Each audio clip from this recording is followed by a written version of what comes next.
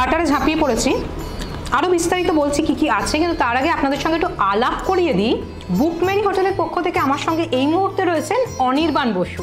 পুজো মানে আনন্দ, পুজো মানে খুশি। পুজোতে এই আনন্দ আর খুশিতে আমরা যেটা দিতে চেয়েছি 8 থেকে 80 সবাইকে একসাথে একটা জায়গায় আনতে।